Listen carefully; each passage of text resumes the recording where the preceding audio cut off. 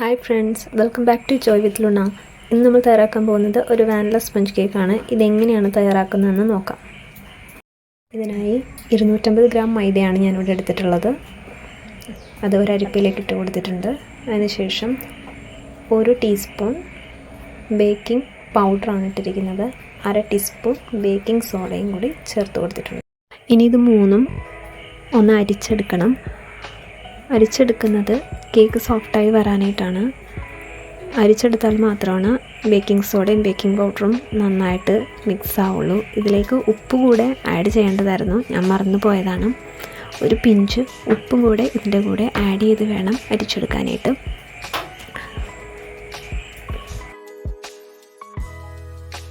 ഇനി ഒരു ബൗളിലേക്ക് 100 ഗ്രാം ബട്ടർ ചേർത്ത് കൊടുക്കുന്നുണ്ട്. ബട്ടറിലേക്ക് 50 ഗ്രാം പൗഡർഡ് ഷുഗർ ചേർത്ത് കൊടുത്തിട്ടുണ്ട്.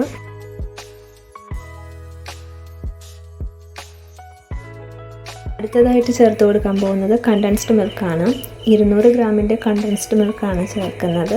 അത് ഈ ടിന്ന് മുഴുവനായിട്ട് ചേർക്കുന്നില്ല, ഒരു 1/4 ഭാഗം, ഈ ടിന്നിൻ്റെ 200 ഗ്രാമിൻ്റെ ടിന്നിൻ്റെ 1/4 ഭാഗമാണ് ചേർത്തിരിക്കുന്നത് ഇതിലേക്ക്.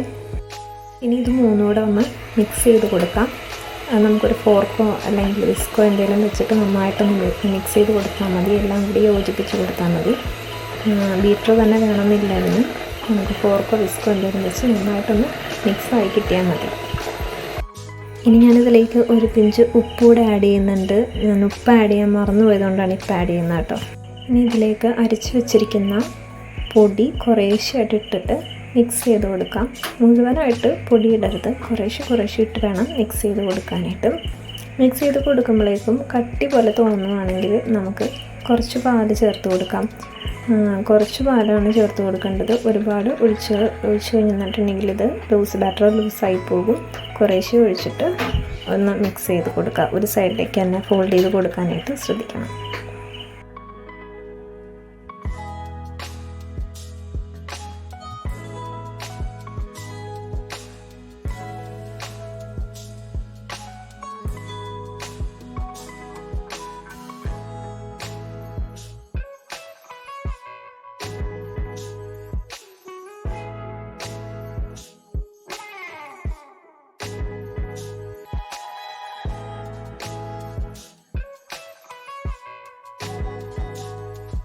അപ്പോൾ ഞാനിവിടെ മുഴുവൻ പൊടിയും ചേർത്ത് നന്നായി മിക്സ് ചെയ്തെടുത്തിട്ടുണ്ട്.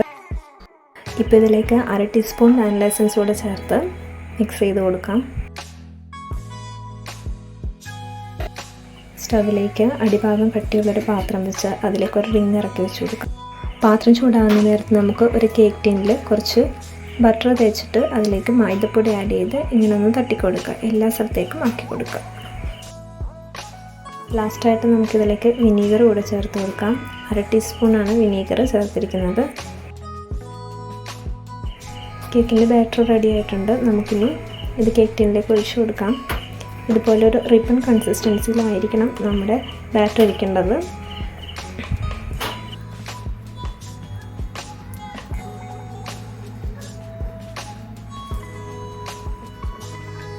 ഇനി കേക്ക് ടിന്നൊന്ന് നന്നായിട്ട് ടാപ്പ് ചെയ്ത് കൊടുക്കാം.